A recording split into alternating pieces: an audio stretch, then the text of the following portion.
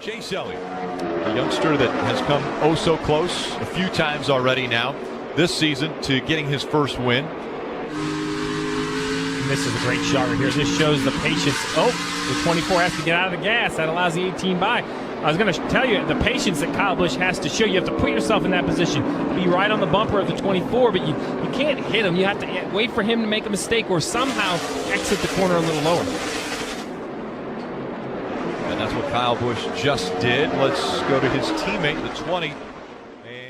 I was going to say that spotter, Eddie DeHaan, is a veteran, certainly on top of the pit box or on top of the track and watching what Chase Elliott is doing. But you and I were in a conversation with Alan Gustafson this morning about how he's had to try and teach Chase Elliott how to drive this track differently, how he has to be aggressive because he feels like his driving style never really worked for him here at New Hampshire, and how he had to approach this racetrack and almost attack those corners, which you agreed with. That's the way he's got to approach it. You do have to attack these corners, and the reason why is the corners are so long that you can drive the inch of these corners very, very aggressively. And really, if you think about Chase Elliott, he's an aggressive driver, but not on corner entry. He tries to carry a lot of speed through the middle of the corner on corner exit. But this racetrack, attacking the entries, there's speed to be had. So just another example of how these drivers have changed. Years ago, you just went out and drove the way you wanted to. It wasn't as much information, as much technology. Today, there's a lot of technology, a lot of film, a lot of data that drivers can take advantage of to make themselves better. Dave, remember, because of a penalty last week, Chase Elliott and his team lost pit stall selection. So this is the stall they have. Brad Keselowski right in front of them. Fortunately, the 2-car will not be here during this pit stop. Chase said the drive off is what I need. Off of the corner, center off. Said it was too free rolling. It's going to be an air pressure adjustment for fresh Goodyear tires and a wedge adjustment, Dave. Chase Elliott, there was a question if Chase Elliott would have had a difficult situation because of the pit selection, but you guys watched and said he did pretty well. Yeah, he did a great job. So you'll see him coming down pit road on the in-car camera. Look at the sign that's hanging up. That's going to get dropped right there. His left front fender, left front headlight directly on that sign. Hit that sign perfect. That's his cue on where to stop in the pit. Yeah, and when you look at the pit stall and the reference of the pit stall, you see how far back the 24 car is. He does a good job of accelerating out and around the 2. If the 24 of Chase Elliott drives into that stall too deep and the 2 has to come around him, that's going to ruin their day, Marty. We talked about the penalty of losing your pit pick. The 24 doing a nice job so far in this race trying to recover from that. And actually gained a spot, as you guys mentioned, on pit road, and Chase said too he couldn't get going once they did drop the jack. I talked to Dion Williams, former NFL player who's the front tire carrier for the 24 team, and he said listen, we moved that tape that you saw, the sign where it goes down that you were mentioning, Jeff, back 3.5 feet from where it would normally be because we knew this was going to be an issue all day long. We wanted to make sure that we stopped short in our box. And twice, Alan Gustafson reminded Chase, listen, we're stopping short so we can get around that 2. Make sure you're pointing out the right way. Great job by that young man to make sure there were no problems on pit road. And listen into the 24 radio as they were watching the pit stop on the replay and kind of coaching as far as how well they did. Yeah, watching that replay, you had to really turn to get around that 2 also. That might have been some of it. Yeah, it didn't help, but I don't think that was the majority.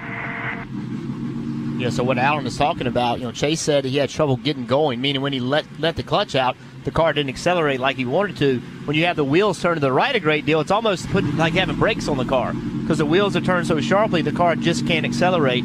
And so that was what Alan was talking to him about.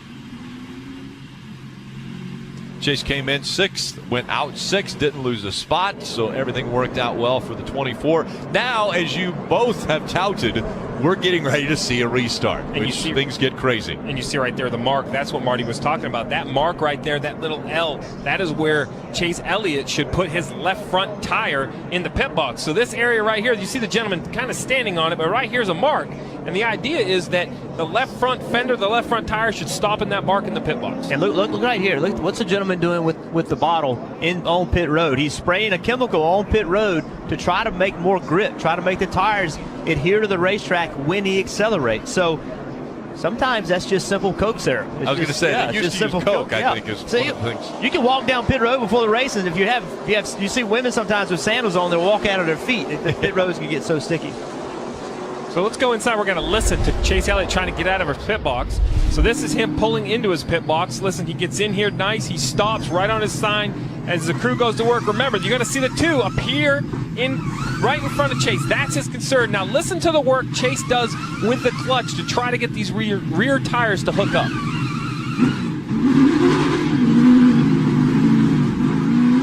That is a nice job, because very easily, if he just dumps the clutch, the rear tires just spin, the car doesn't accelerate. Very easy to stall the car. So while Allen and Chase continue to work on doing that better, I give that team an A+ for the first time in the worst situation with Brad Keselowski running deep in the field. Elliott looks to the inside. Just look at this picture right here. Oh, and it's like I'm watching the past of Hendrick Motorsports and the future of Hendrick Motorsports. Jimmy Johnson, a 6-time champion, driven his entire career at Hendrick Motorsports. Chase Elliott takes over the 24 for Jeff Gordon. While he hasn't won a race, I don't think anybody will be surprised when he does. And here they are battling for the second position. We saw Chase Elliott get underneath the 48 and got really loose and had to back up. Did a nice job of keeping the car off the side of the 48 in the middle of 3 and 4 the lap before. You can see Chase is just a little bit quicker, but Jimmy gets that run on the corner exit. So even though Chase rolls the middle good, the 48 can beat him on corner exit. At this racetrack, especially over the past 4 races, is working his way back up toward the front. He tries to get below the 24. Knows how to make the passes, as he is going to get side by side with Chase Elliott. I love that shot, though, Rick, when you not only ride on board and see the work that Matt Kenseth is trying to do to get underneath the 24, but you listen to the throttle. They're just not stepping on the throttle wide open. They're pretending there's an egg under it as the 24 of Chase Elliott crosses it back over and tries to get to the bottom lane.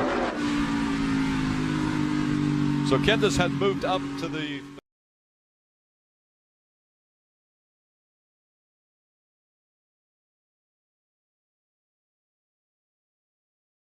Fire up whenever you're ready. Austin got through the 24. The 24 moved up the racetrack, took his line away from him. Now let's see if Austin can make some ground on the bottom.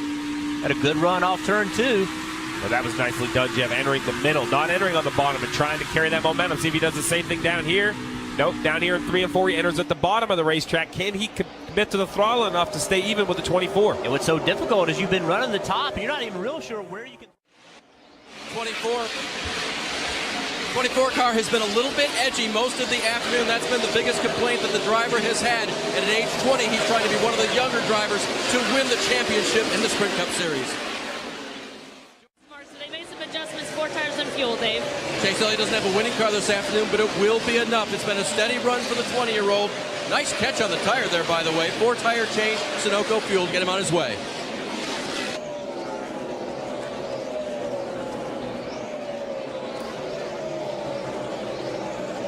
Chase Elliott comes off pit road, and once again, green flag pit stops. This has gone on the lead lap, but really impressed by Chase Elliott and what he's been able to do. Chase Elliott's going to advance. Chase Elliott's going to move on to the round of 12 and keep his Chase hopes alive as far as a championship. And I thought what's really impressive is, remember how fast this 24 car was at Chicago? Everyone thought he was going to end up in victory lane. The late caution, lost a spot on the pit stop. The 78 beat him off pit road, ends up winning the race. That could have very easily, derailed a young driver in Chase Elliott, but instead he just stayed focused, came back, didn't run great at New Hampshire, finished 13th, doing what he needs to do to advance. Really races like a wily veteran, not like a 20-year-old young first-time rookie.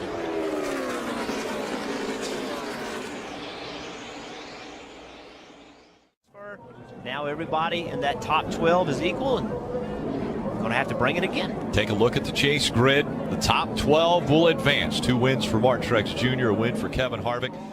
But Mike Massaro actually caught up with another driver that doesn't advance into the round of 12, Chris Buescher.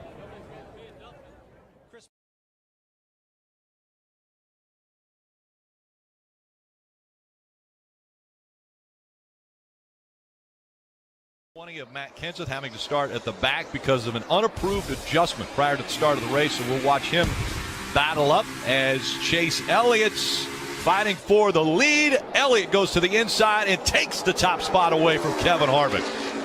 Kevin Harvick had a little problem off turn 4. Chase Elliott's car handling much better at this point in the race than Kevin Harvick, so the rookie that's made his way into the chase, showing some muscle early in this race. What is it about Charlotte Motor Speedway? We've seen some impressive NASCAR superstars get their first ever win here. Another one that comes to mind, that young guy that drove the 24 before Chase Elliott, Jeff Gordon, first ever career win at Charlotte Motor Speedway. Chase Elliott out in front in Charlotte. Push him. Look at the 24 accelerate coming to pit road. Pit road speed starts right there, but he accelerated and gained a car length on the 18 getting onto pit road, and he needed every bit of that car length because, as you can see, leaving pit road, he wins by maybe 2 feet. Yeah. So without accelerating, getting to the pit road, the 18 car beats the 24 on the racetrack. Now, one of the things we've seen this season already from Chase Elliott is he's shown his speed. He's raced well out front, but he has struggled on restart. So this first restart, he's going to be going up against probably one of the best in the Sprint Cup Series, and Kyle Busch, as far as restarts goes. What does Chase Elliott need to do right here? Well, the first thing he needs to do is just pay attention to himself. Don't let the 18 suck you into doing something. You're the leader. You control the restart. You're the one that takes advantage of being the leader. So when you get into the restart zone, just do what you do. Don't let the 18 talk you into doing something that you don't want to do. They'll come into the restart zone, and it is Chase Elliott's option as to start early or late in this zone. Green flag back in the air.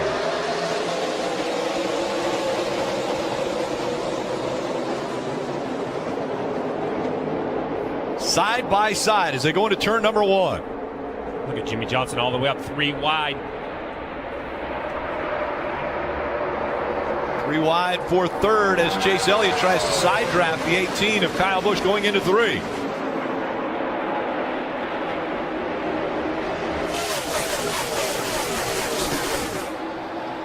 And Chase Elliott will hang on to the lead. So check the box of a good restart for Chase Elliott. You can see Chase Elliott, son of Hall of Famer Bill Elliott. Bill Elliott won at this race twice, and now at 20 years old, from Dawsonville, Georgia, the son of Awesome Bill from Dawsonville, and he is out front. And it looks as though there's some issues with the 18 of Kyle Busch. Just behind them, the 24 of Chase Elliott, who was out in front, the most laps that he's ever led in a race, 101 earlier in this race, and now still running in the 7th position. Again, only 20 cars on the lead lap. Talk about what a good save it was. Look at the 2 car. He is out of control right here. He is sideways. Had to lift all the way off the throttle. Chase Elliott was thinking, please don't come back down across the racetrack. So, but you see him having to lift how much momentum he gave up as he ride along with Chase Elliott. Watch how loose the 2 gets, and he tries to jump on the outside of Denny Hamlin. Right here is where it starts. He goes sideways. Oh, Chase even got out of the gas. We'll watch closely as they get ready to enter the restart zone.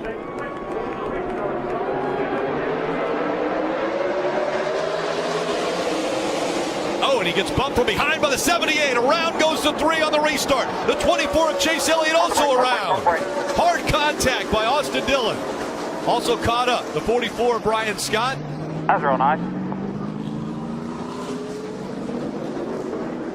That's what I was talking about. If the 3 couldn't accelerate, how patient could the cars be behind him? It seemed like the 3 didn't go fast enough for the 78. There was definitely contact between the 78 and the 3. But you know, he was doing pretty good against the 48. The 48, it wasn't really pulling him. It's like the 48 and the 3 both had trouble in the restart. But little things matter. Think about Chase Elliott. The decision made to start on the inside versus the outside. All this stuff adds up. 1 spot put him in this position. The 78 just got in the back of him, trying to push him. Not trying to wreck him, trying to push him to help him. But as you said, heavy impact for Austin. The 18 got into the back of the 24. That's why the 24 went around. You see right there, the 78 gets underneath the back of the 3, trying to push him. You see the 11, it pushed the 48 hard enough to knock the 48 out of his line as well. How much damage is on the 18?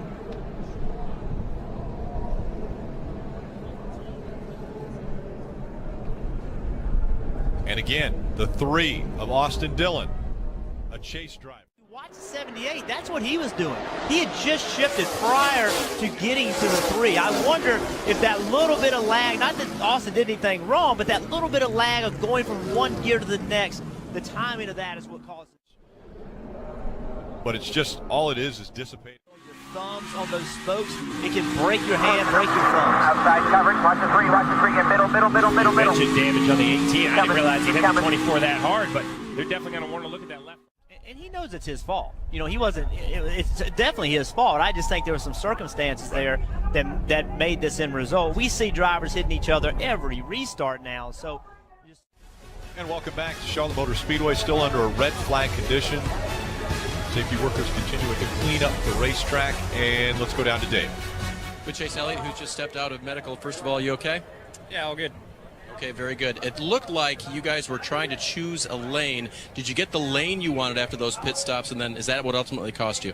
No, I guess the 3 spun his tires. I think they put on 2 tires, and then the 78 was trying to push him and ended up getting him out of shape, and then I think the 18 didn't see it and got into me, and I tried to get off the brakes and get down and keep that from happening, but definitely unfortunate. I mean, we had such a good car today. I'm devastated that we didn't get the result that my guys deserved. They gave me such a fast 3M Chevy, and that's all you can ask for. So we just got to go do more of that next week. Same confidence heading to Kansas? I sure do. All right, Chase is out for the day, but he's got another race next week before the unknown of Talladega. Let's listen in to a little bit of radio. Now the cars are...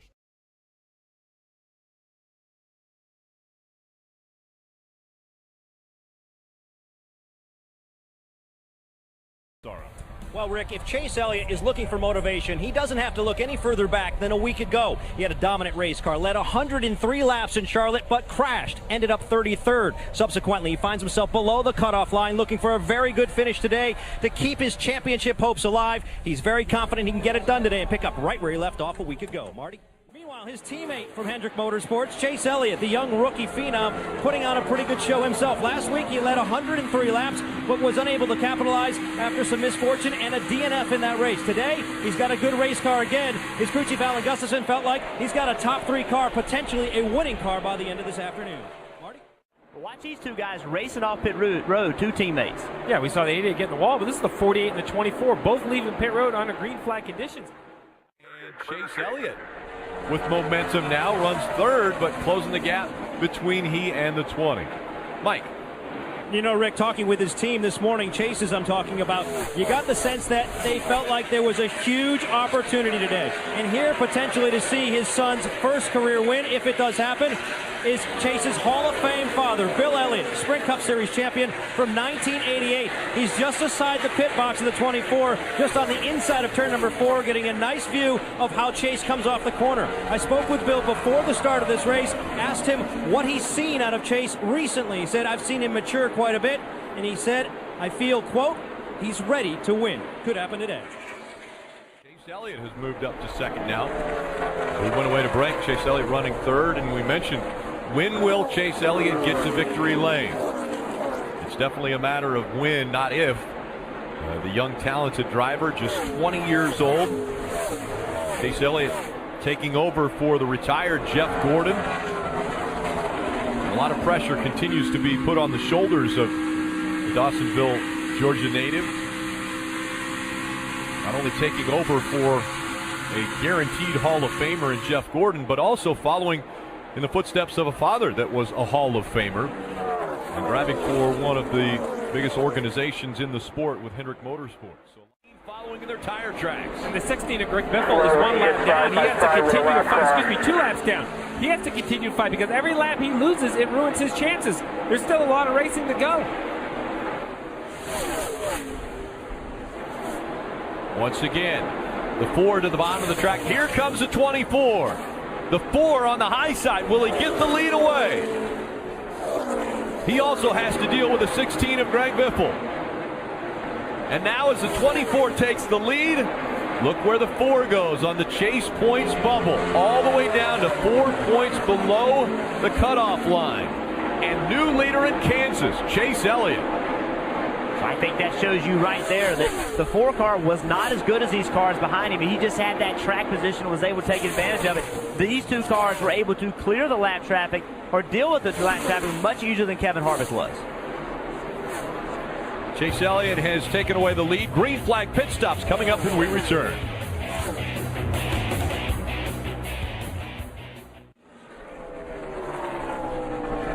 Cycling through the pit stops, Chase Elliott back out front, but the 5 who was just on pit road, and we've got smoke coming out of the 24 of Chase Elliott.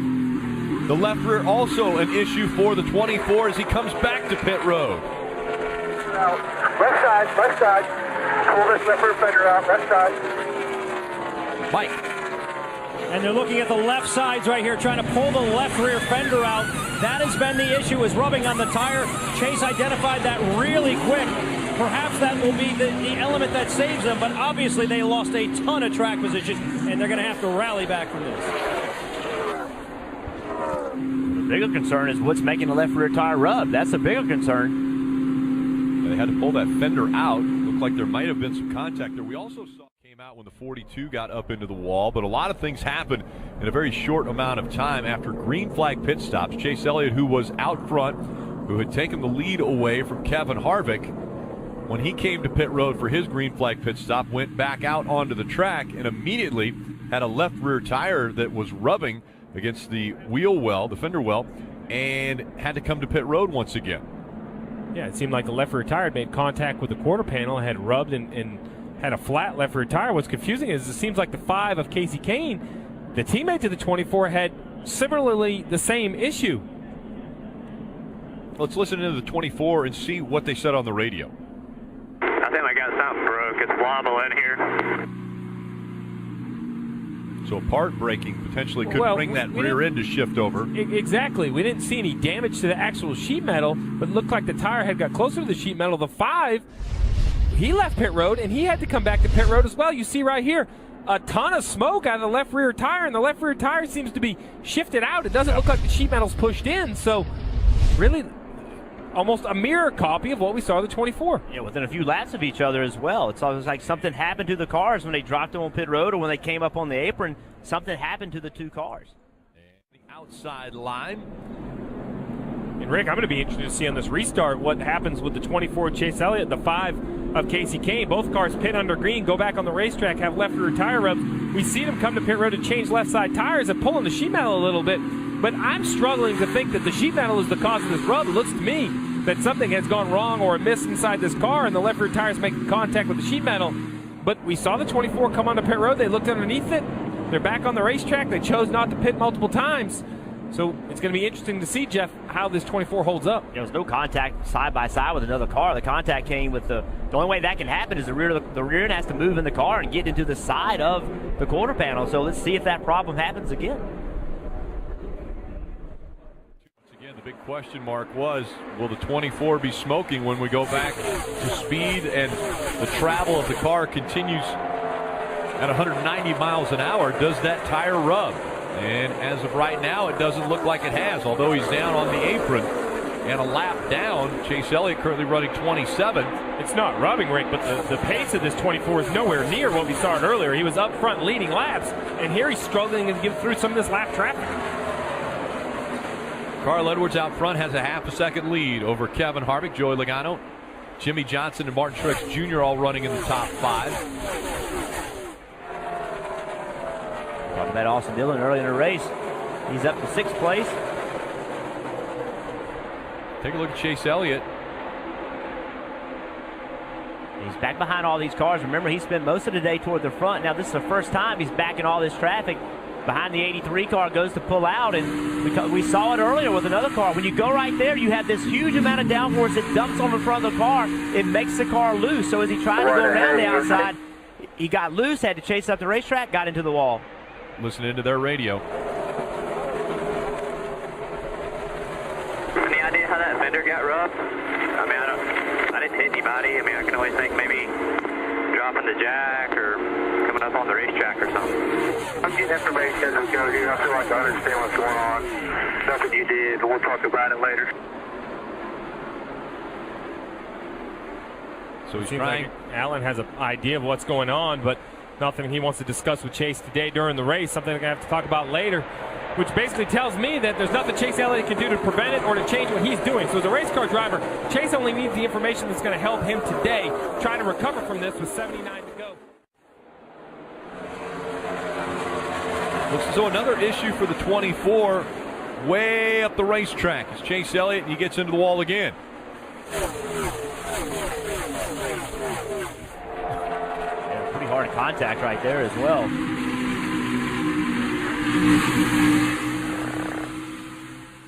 Just haven't been as good on the longer runs. Oh, we're hearing the caution has come out.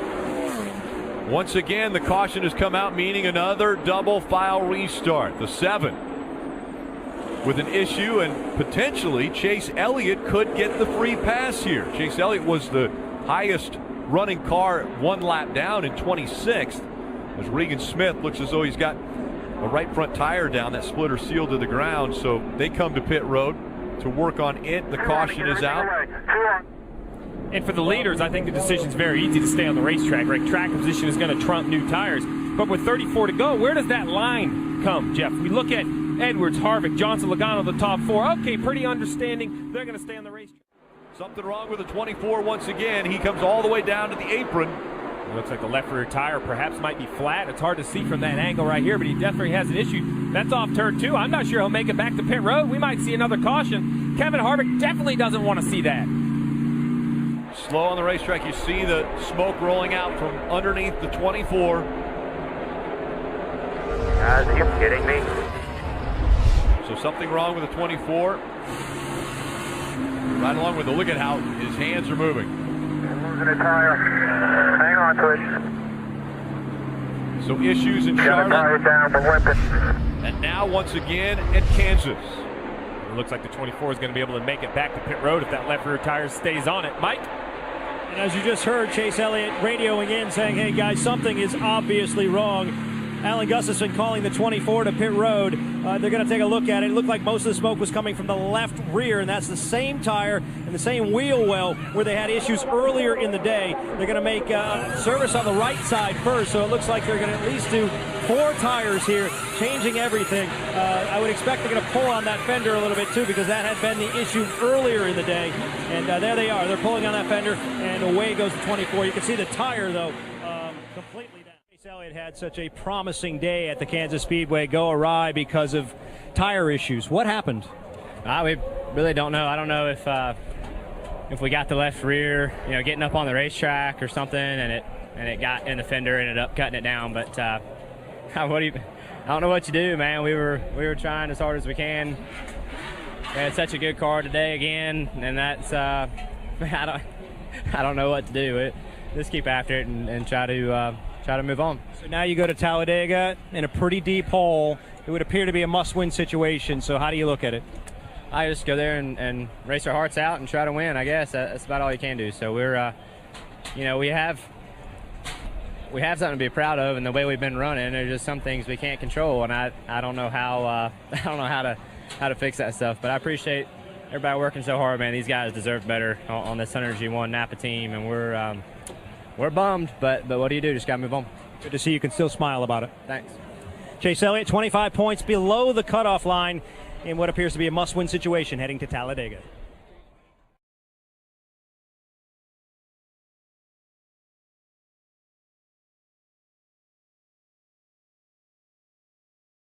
Chase Elliott's focused on, that would be number 1. He knows he needs to win today to advance to the round of 8. He's had spectacular performance in the round of 12, but poor finishes. Today he's counting on his teammates to help him push him to victory and therefore propel him to the round of 8. Dave? The qualifying record by Bill Elliott, 212 miles an hour. Win this race, he may control who moves into the round of 8. So he has a lot on the line. Who do I have to beat? Who do I think is the toughest competition? Could move out of 24. So Kevin Harvick will play a role in this race. Big move here for Chase Elliott as he goes for the lead. Again, Chase Elliott in a must-win situation and looking for every point he could possibly get. If he leads this lap, that's a bonus point. One less position that he might have to try to fight for on the track. And watch how aggressively the two of Keselowski, watch him side draft, watch him try to slow down the 24. We've seen how aggressive Brad has been leading. Let's see how aggressive he's willing to be right now in trying to get that lead back. He now has his teammate behind him. That shuffle has gotten Joey Logano behind him. Well, and Kevin Harvick, why does he care? Because I'm sure he would rather push the 24 through and try to eliminate. But see what it does. With the 24 as the leader, that puts him up above the cut layers. That puts the 20, 18, 19, 11 all racing right around that bubble, Rick. And we talked about the three of Austin Dillon having to be in the middle of the pack. That's exactly what you talked about. He needs a good run. Right now, he's 21 back, so he's got to find his way to the front. Chase led laps in May earlier this year and continues to add to those numbers now. He finished 5th in the May race, but really in this situation, Chase Elliott, he's got to be up front. When the checkered flag flies, he's in a must-win situation. You saw the 2 car right there pull right on the quarter pound of 24. Now the 24 car is doing the same to the 2. They're side drafting each other. That does not speed your car up. It slows down the other car. So 2 aggressive moves by both of the drivers in the front row. This is a freight train rocketing down the tracks, and every now and then the cars of that freight train change positions. Mike.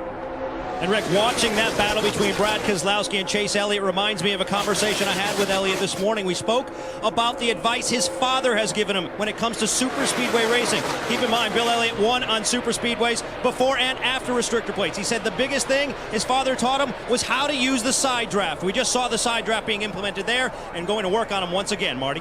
Mike, we've clearly seen the strategy for Brad Keselowski, keep the car out front all day long.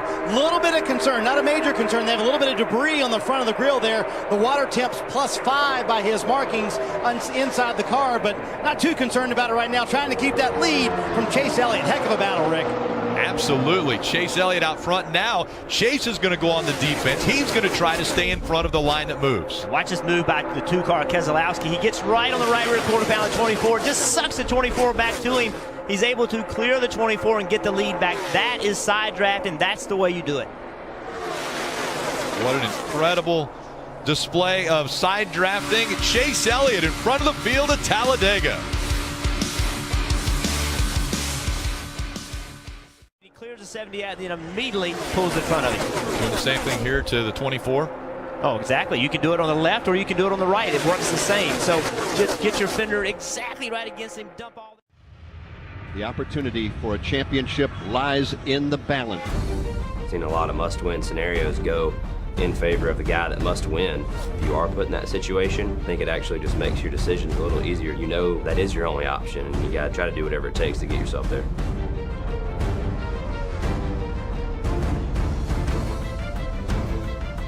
Chase Elliott saying he is in a must-win situation. Want to talk about strategy as we are now under 43 to go, brought to you by Smithfield Foods. Chase Elliott definitely a part of that strategy. Yeah, really, it's come down to you have the 11 of Denny Hamlin and the 3 of Austin Dillon. 11 above the cut line, the 3 below the cut line. They're still in a battle for the points, but Chase Elliott, Jeff, even with the 2 and the 78th engine issues, he still looks like he's in a must-win. Yeah, I don't think anything's changed for Chase Elliott. He's in a must-win situation, but that's as we stand right now. What happens if we have the big wreck? Remember, we still have 41 to go, and we have seen over 5 to go, maybe even the last couple laps. Okay, so once again, now Chase Elliott has found his way to the front of the second group. Right now, Chase Elliott needs to make the right move. He doesn't need to be overly aggressive when he catches this group. There's nobody behind him. There's nobody, there's no energy, there's no help. If you try too hard, you find yourself back in the pack again. So be smart. Right now, stay in line, wait for some help, wait for some energy behind you, and then make the move. Because 16 to go at Talladega is a lifetime, Jeff. You know these guys are going to get aggressive. What the 24 has to do, don't follow the 17. Don't go with him. Hang the 17 out. I agree. He's going to follow him. It's kind of like getting pulled into a situation, but they're not going to make any ground. No, he would have been better off to go with Menard and hang the 17 out and pick the spot up. Instead, all he did was pick the 17 up a spot. He should have used that opportunity to shuck the 17 out, take that spot, and pick that spot up. Well, because the problem is now the 24 has lost a little bit of energy and allowed the guys to catch him from behind. So now he's back to looking in his rearview mirror. You win and you advance. And that's what Joey Logano ended up doing today. The 4 drivers that had their championship hopes extinguished today. The 3 of Austin Dillon, 78, the 24, and the 2 for 8 drivers that now know their championship hopes are still alive. Jimmy Johnson, Joey Logano, Kevin Harvick all winning to advance. Kurt Busch doing what he needed to do to advance. Kenseth, Kyle Busch, Carl Edwards, Denny Hamlin, and how close that finish was for him. So close. And I would say 3 of the fastest cars in this chase so far are now eliminated. Truex has been running very well. Chase Elliott, Keselowski, all 3 of those cars, quality teams, championship contenders, are now out. Well, it's going to make the next 3 races even more of a daunting task to try to win, because you look at the 8 cars that have advanced, while they have a tremendous amount of wins between them, as you mentioned, look at the cars that didn't advance. Brad Keselowski, Martin Truex Jr., those 2 cars have been fast all year. The 78 has dominated so many mile-and-a-half tracks. So we have Martinsville, then we go to a mile-and-a-half at Texas, finish it up with a 1 mile at Phoenix. Will it be points or will it be wins to determine the Final 4 at Miami? Chase Elliott had to win at Talladega if he wanted to advance. It didn't happen today. He finished 12th. He was with Mike Massaro moments ago. Chase Elliott came into Sunday knowing he needed to win to advance. Came up a little bit short, 12th, but certainly looked like you were aggressive fighting for it. What was it like for you out there today? Yeah, just try to be as aggressive as we could, try to make stuff happen. It's tough to do, you know, as you get back in the pack and try to make your way forward. It just takes time and definitely a lot of power in numbers. So we disappointed we came up short. This Napa team has been fighting hard these past few weeks, and we've had some awesome race cars, and that's definitely unfortunate to come up short there. I know there was some hope that you could work with Jimmy Johnson today and your other teammates. It seemed like it took a while before Jimmy could get to your rear bumper. How hard were you guys working to get together? Yeah, those guys were awesome to work with. I felt like they didn't hurt us, and I think that was the main goal today. So we tried to make it happen, and just wasn't enough folks to go with us the times that we were together. So I appreciate those guys helping us what they could and try not to hurt us, and definitely appreciate that. But we'll move on to Martinsville and just try to go get them. Certainly a strong exclamation point to his rookie season, making the chase. He will not, however, advance to the round of 8. Well, Austin, we knew it was